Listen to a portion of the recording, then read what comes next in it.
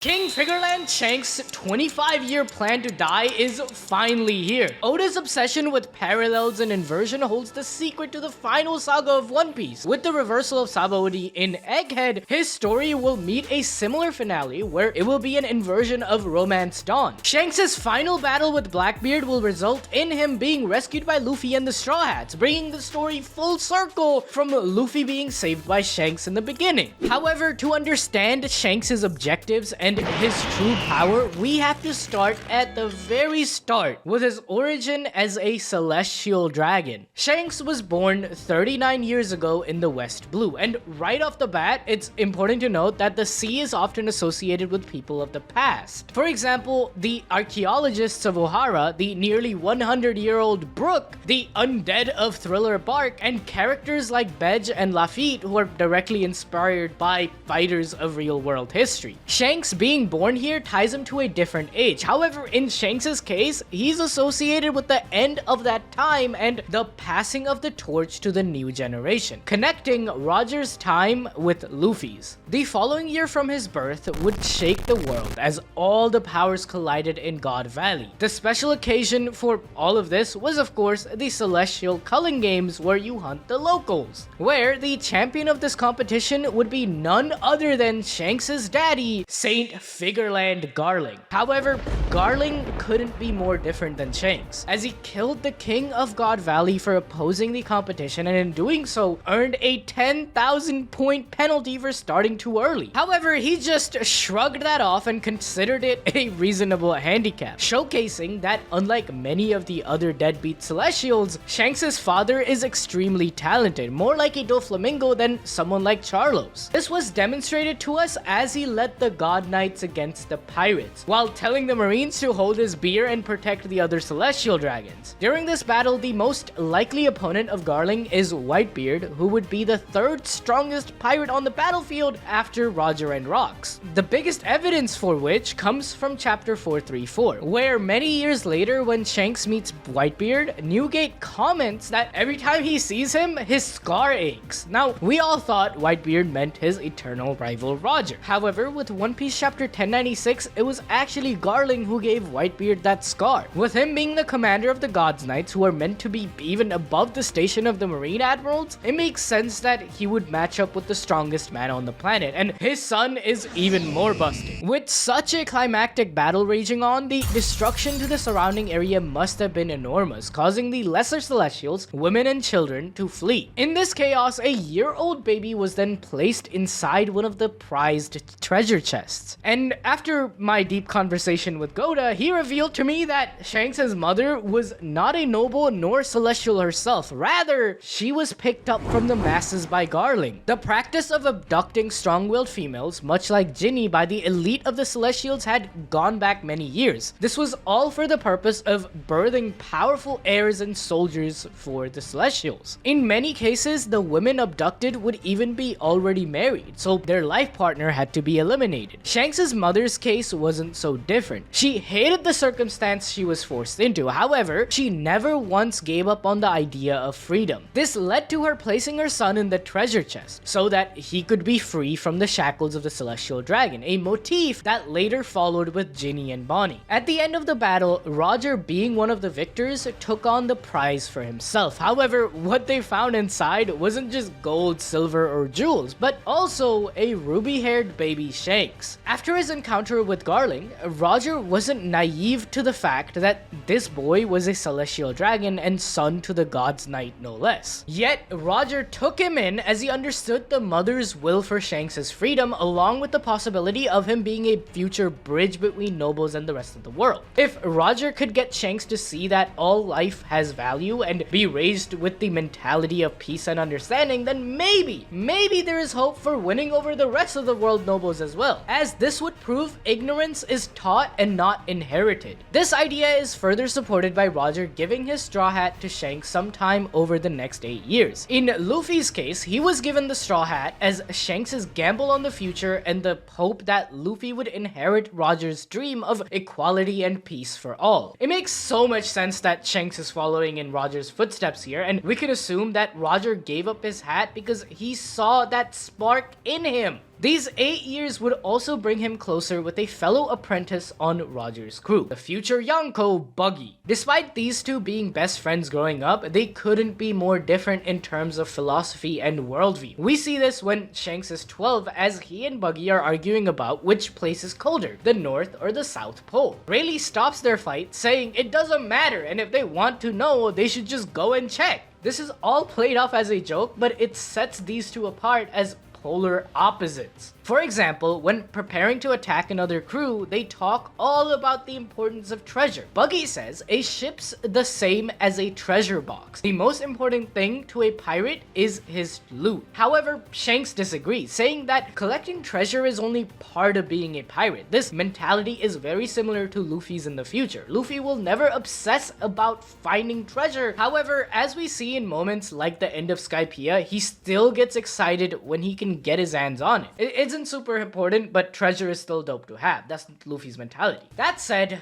Buggy can't understand this mindset, and because of this nonchalant attitude towards finding treasure, he believes that Shanks doesn't understand what it means to be a pirate. He calls him a bozo. On this raid, Buggy would find a treasure map that he was going to keep to himself, followed immediately by Shanks coming through the door and saying they should celebrate because they found a weird treasure. Buggy and Shanks later find themselves talking about their plans for the future, with Shanks suggesting that because they think so differently, they should travel separate paths because that's what a pirate life is like. This is the core of Shanks' worldview. Everyone has their own path in life and they should all be free to follow it. If he were to be more aligned with his celestial dragon origins, he would have instead believed that only his own people had the right to live the lives they desired. But because of his time on Roger's crew, he realized that this should be true for everyone. Buggy responds, then when we meet each other again at sea, we'll meet as enemies. To this, Shanks smiles and says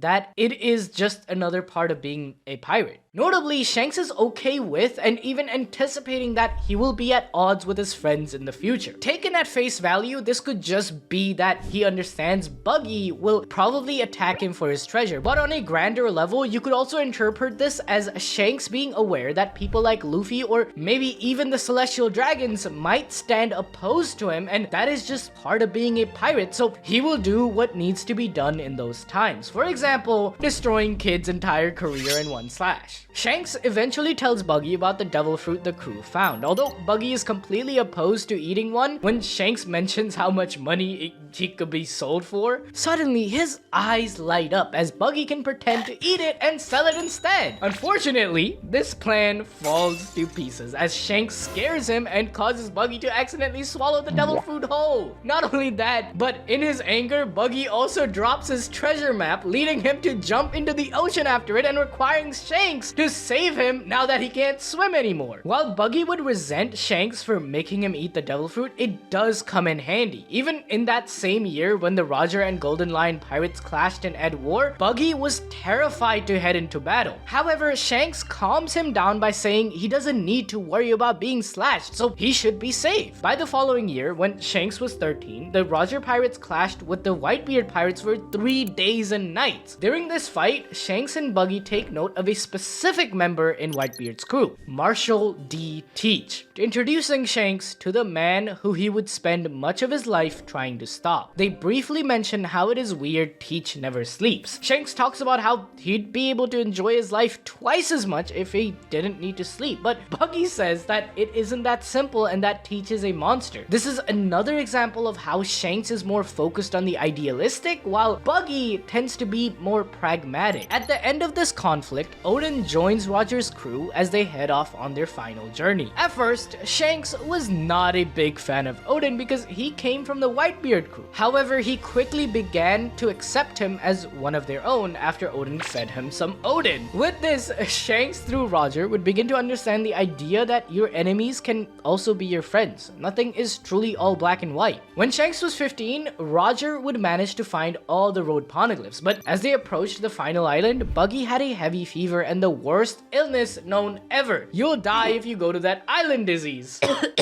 If you guys couldn't tell, I'm pretty sick too. Yusuf's sick too. Our whole team is sick, but we're still bringing you guys this video. It's enough to make a grown man cry.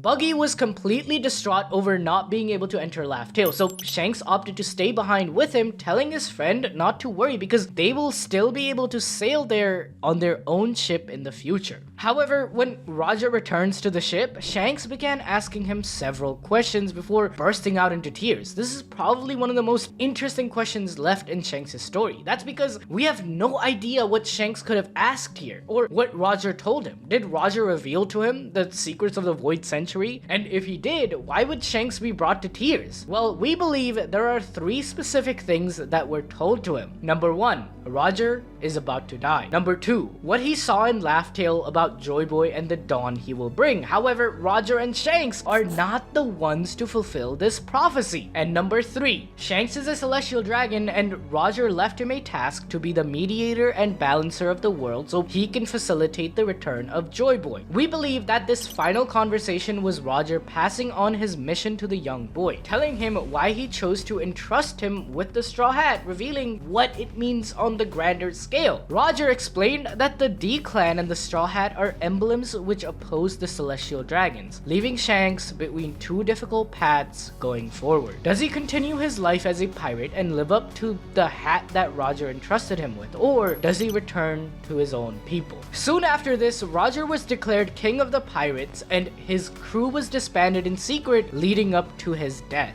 And one by one, everyone began their own adventures after leaving the ship. And this brings us to when Shanks turns 15 and he goes to Logue Town to watch Roger's execution. After watching Roger die, Shanks would offer Buggy a place on his crew. However, unlike what he had promised, Shanks decided to change his objectives from claiming One Piece to just sticking to being a simple pirate crew. This, of course, upset Buggy, as he had secretly always admired Shanks, believing his captain's wish was for Shanks to follow in his footsteps. Shanks changing his mind from pursuing the One Piece was due to the conversation he had with Roger, telling him it's not time yet, until of course, Joy Boy returns and the Sea King's prophecies are fulfilled. But Buggy, who has these secrets kept from him, lost all respect for Shanks and felt betrayed. Unfortunately, this had scarred him, and going forward, he didn't pursue One Piece as Buggy always dreamt it would be with his best friend Shanks. So he turns down Shanks' offer with an excuse, being the last time they see each other until Marineford. The following 2 years of Shanks' life are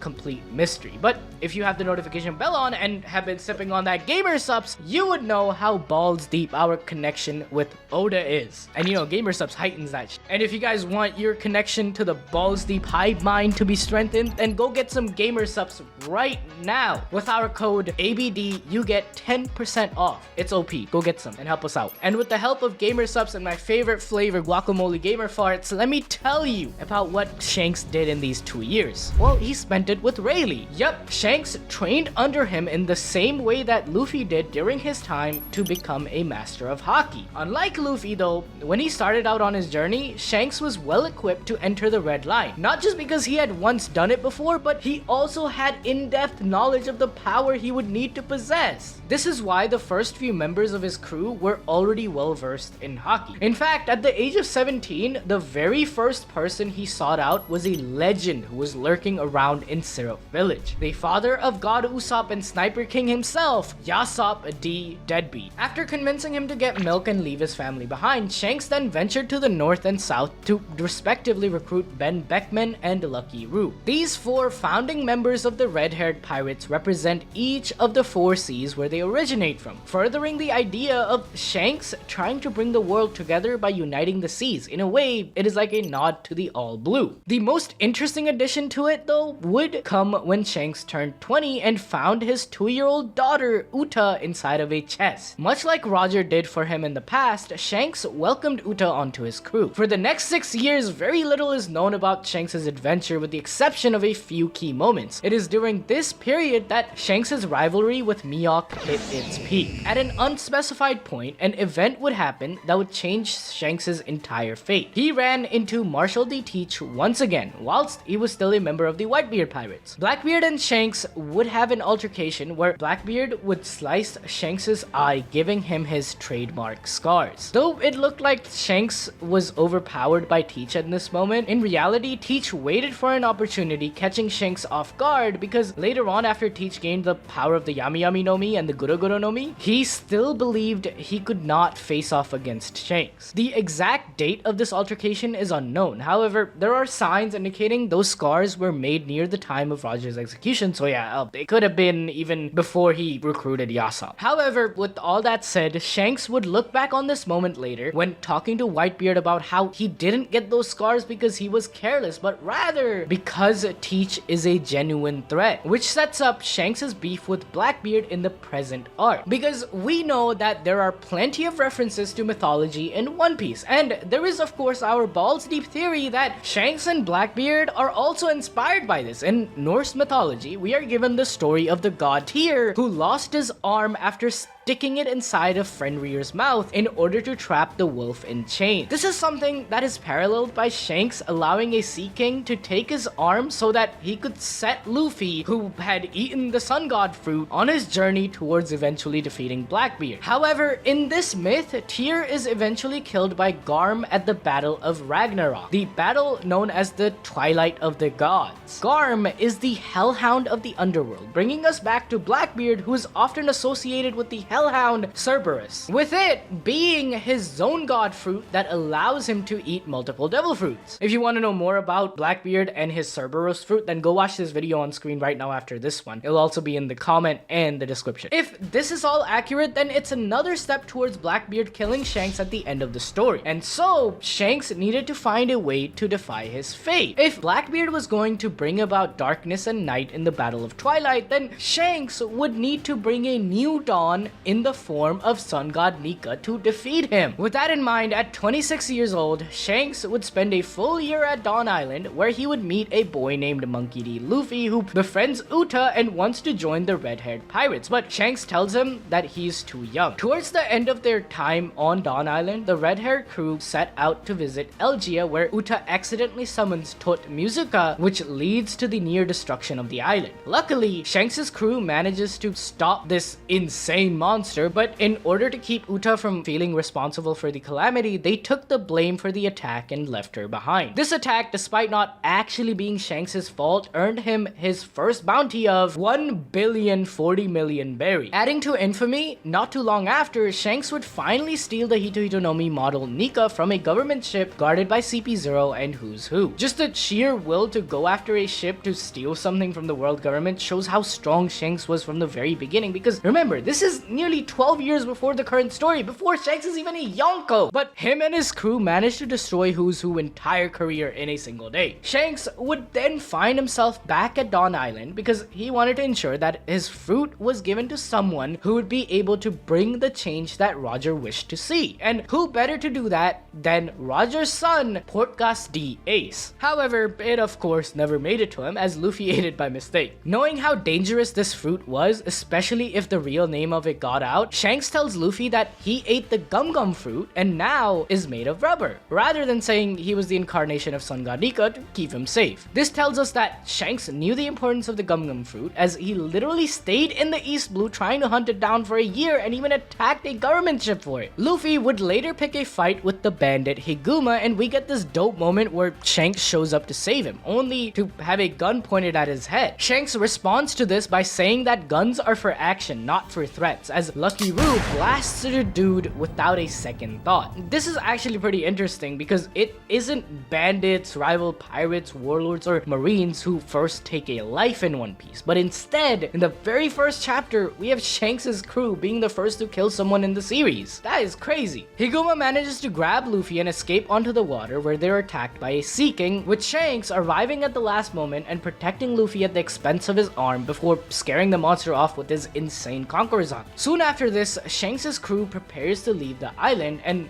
when Luffy says he will become king of the pirates, Shanks gives him his straw hat and makes Luffy promise that once he becomes a great pirate, he will have to give that back. This all acted to fuel Luffy with a sense of what it meant to be a pirate. However, his understanding of this would be much more in line with Shanks' definition than with someone like Buggy. It isn't about treasure, it's about freedom, adventure, and personal responsibility. That's what a pirate is. With all that under wraps though, Shanks smashes Makino one more time and bids farewell to Luffy and the East Blue. Off on his new journey, Shanks returns to Sabaody where he meets with Rayleigh and tells him all about Luffy, who said the same words that Roger had, and explains that he left the Straw Hat with him. It would take another 6 years before Shanks became recognized as the youngest Yonko ever at the age of 33, until Luffy of course. We know that one of the requirements to becoming a Yonko is having a large amount of territory in the New World, which implies that this is about the same time that Elbaf was placed under Shanks' protection. We all know just how hyped giants are in the world of One Piece, right? From the government literally spending Mr. Beast's whole video budget trying to create them, to even Yonkos like Big Mom wanting giants in their families. They are a busted military asset, and with Shanks somehow managing to conquer Elbaf and become recognized as their king, just goes to show how overpowered he and his crew are. But this Yonko status came at a cost. After losing his arm for Luffy, Shanks' boyfriend Fraudhawk, What do you mean by that?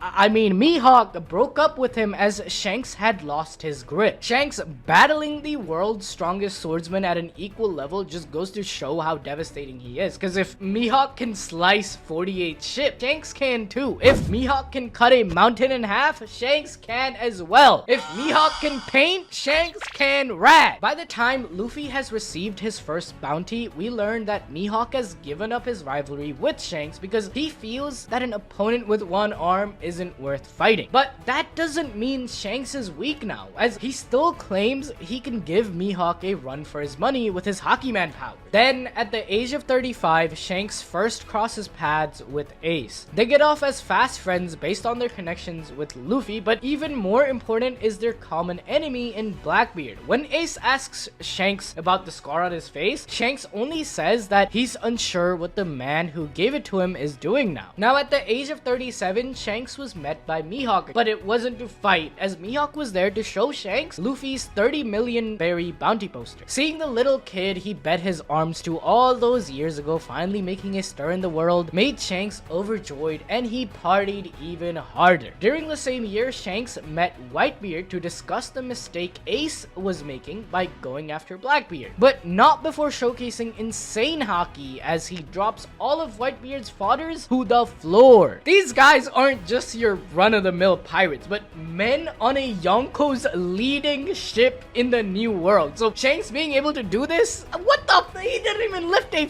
finger. Ain't no way Mihawk beats this guy, even with one arm. The Yonko's conversation eventually starts to derail, leading to one of the most epic moments as Shanks and Whitebeard measure themselves by clashing their own Conqueror's Hockey together, which splits the freaking sky. This is something only the highest tier of hockey users can achieve, as even Luffy had to learn Rio and Advanced Conquerors to achieve this feat in Wano. Have we seen Mihawk do it? Hell no! Continuing on with that, Whitebeard letting Shanks onto his ship and even clashing with him in this manner shows us that he sees him as an equal, even with their age gap. And of course, the issue Shanks was there to discuss was to do with keeping the balance of the world until the dawn could arrive through Sun God Nika. But this was being threatened by Blackbeard's shenanigans and further destabilized by Ace going after him. Shanks, with his big brain, saw the bigger picture before anyone, of Ace being blinded by anger, falling into Teach's trap. That being said, this meeting with Whitebeard didn't do much to quell the upcoming changes in the world. Everything Shanks had predicted and warned Whitebeard about comes true, which forces him and his crew to actually intervene in the upcoming war. However, to stay neutral, Shanks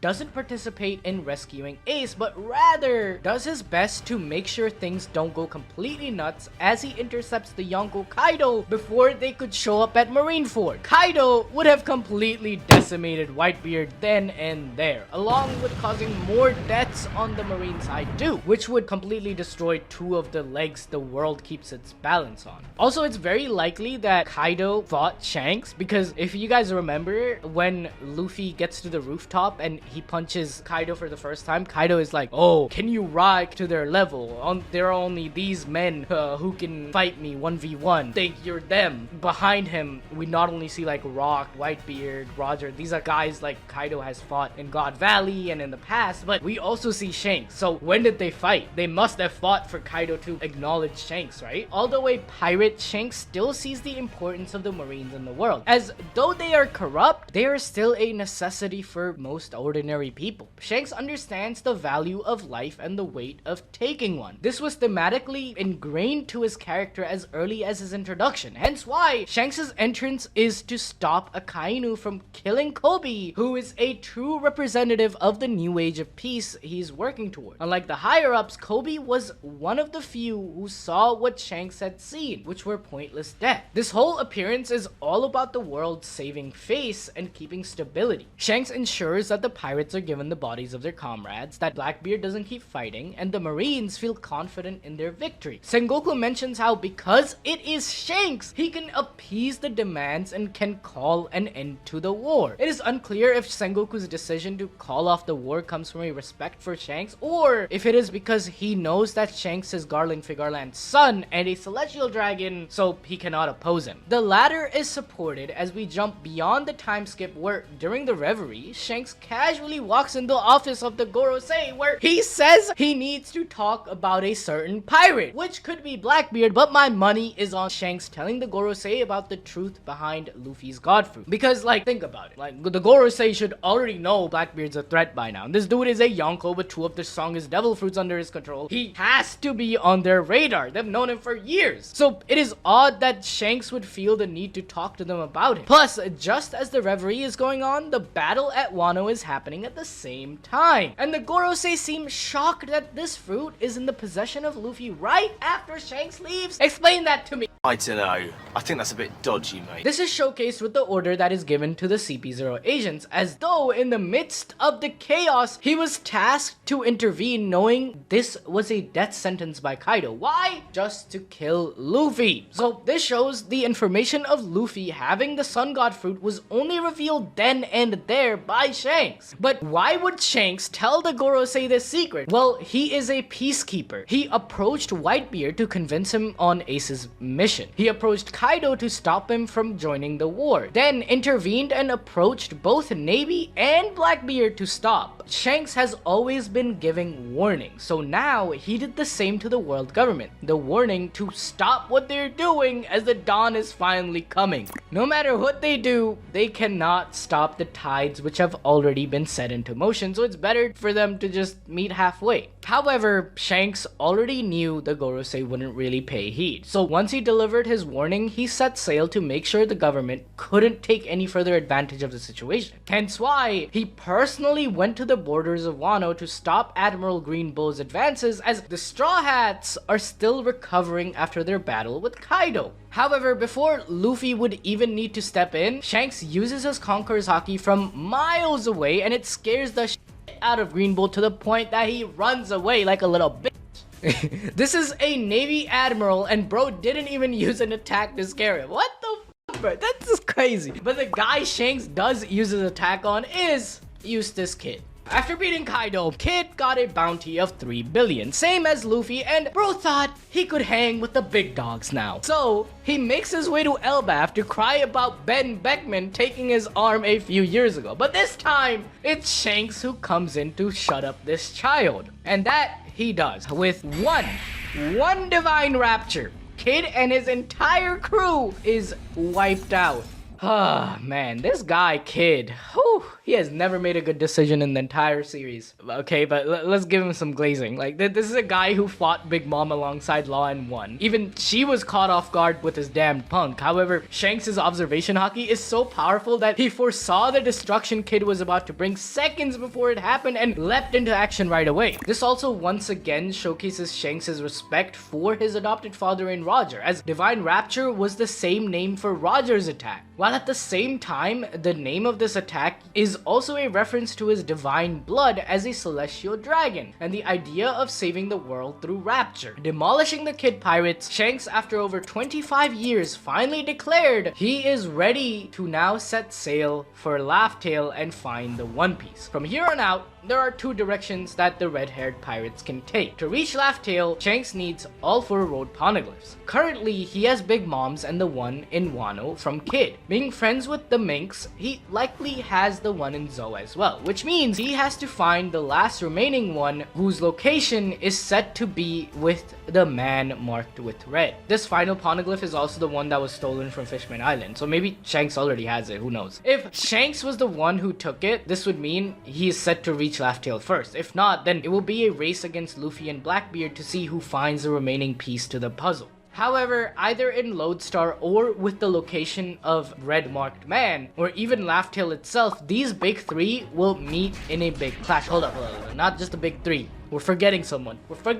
There's another one. Buggy D Clown with a big four will have a big clash. Following the theme of Shanks and Norse mythology, which is based on Elbaf being so Viking-centric, is a fair assumption. We might just have our own Ragnarok coming with these four powers clashing. If years of dog shit Phase 4 movies have taught me anything, it's that the villain needs to succeed first, and then the hero can swoop in and crush their efforts while they're at their peak. And with that in mind, let me pose a potential path forward. Luffy will arrive at Elbaf and find that Shanks has already set off to find the One Piece. However, the Straw Hats will be fooled by King Loki and stuck on the island. While they're there, Shanks will arrive at Lodestar or Laugh Tale at the same time as Blackbeard, and a battle will ensue. I believe that Shanks will be going to Laugh Tale not for the One Piece itself, but to become a martyr, dying to Blackbeard to initiate Ragnarok, the battle of Night and the Sun God. When Luffy finds out that Shanks is in danger from Blackbeard, he will immediately move heaven and earth to reach him. But why now? Shanks had been waiting for Luffy to prove himself, or as he said in their promise, to become a great pirate. 2 years ago at Marineford, Shanks had arrived when Blackbeard showed himself, but found Luffy wasn't ready, specifically saying, if I was to see Luffy right now, it would be a violation of our promise. So now that Luffy has proven his strength by defeating Kaido and he has unlocked his Sun God abilities, he is ready to take on Blackbeard properly. Ragnarok, as I mentioned, is not just the Battle of Twilight, but it is also known as the end of the gods. This final battle between Luffy and Blackbeard, whatever the secret of the One Piece really is, all these factors will come together and shake the world to the point that Charlie's prophecy comes true. As Twilight clashes, the red wall will crumble on Fishman Island, and Rishwa, the home of the gods, the celestial dragons, will fall to the sea. This pattern of Luffy needing to save someone important to him as we head into major climax also fits into Oda's tradition of paralleled storytelling that we've been so accustomed to, from arcs like Alabasta and Dressrosa, as well as even Saba Odi and Egghead. Most importantly, the final arc will be an inverse of the start, where Luffy was saved by Shanks, and now Shanks will be saved by Luffy. This will cement the moment where Shanks receives his straw hat only to give it back to Luffy, saying, "Now